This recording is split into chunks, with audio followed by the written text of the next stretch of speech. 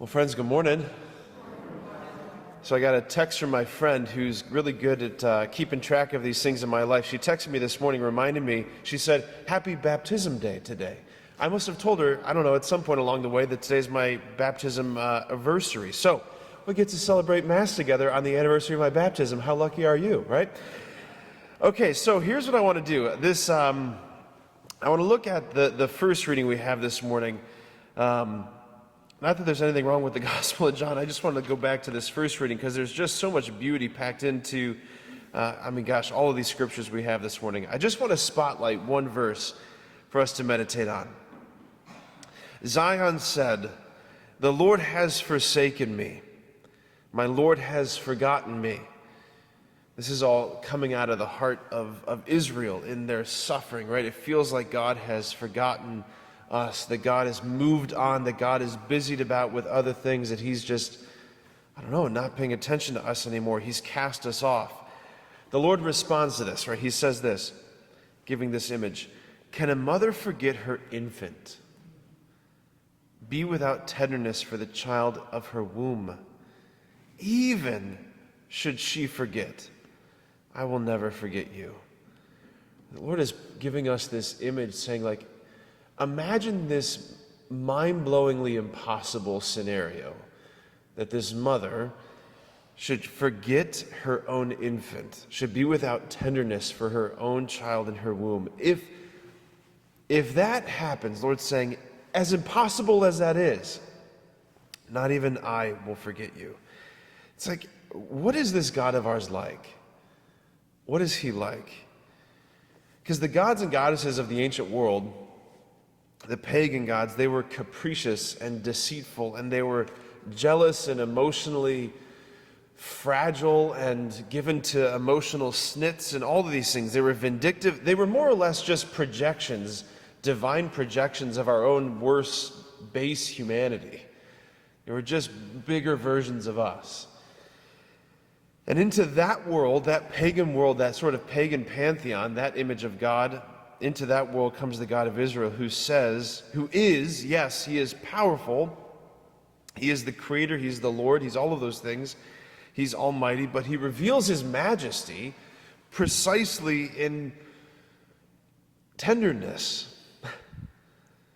We have a God who reveals his majesty most sublimely in his tenderness, in his kindness, in his love, in his affection, in his mercy. That he who needs nothing, who's bounded by nothing, binds himself to the fate of a particular people, a particular nomadic people, the ancient Israelites.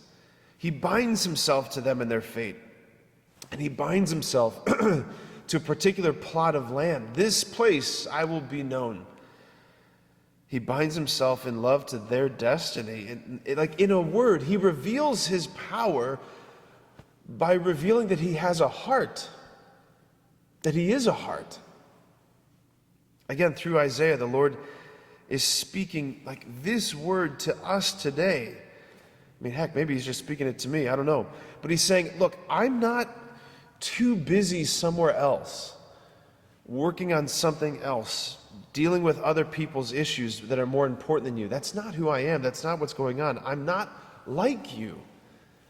I'm not like you. I'm not limited in my time or my attention or my energy or my resources. I don't have to prioritize this child's needs over this child. I don't have to do the triage of who needs mom more right now, who needs dad more right now. I can be infinitely present to you right now as the only one who is. I haven't forgotten or lost sight of you. I know what you need. I know what you long for. I know your dreams and your desires, and I'm at work. I'm the God who's incapable of forgetting about you. I'm the God who's incapable of abandoning you or rejecting you or casting you off. And he's just saying, Jesus says to us in this gospel, please trust me that I'm working. I am working. I never pause in my efforts of bringing about good, beautiful things in your life. I'm never okay, I'm going to come back to you in a year or so. We'll check in, see how you're doing. No, at all times. Some of my favorite lines in the Catechism.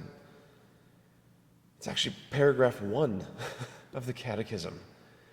At all times and in all places, God draws near to man. At all times and all places, God is working to bring about the good in your life. Jesus says, my Father is at work until now, so I'm at work. Let's believe him. And just notice today, try and have that awareness today as you're going about your day, like in and through all the vicissitudes of your day, all the little things. Like this is the God who is working in your life right now through all the little things. And how good and amazing and beautiful that is.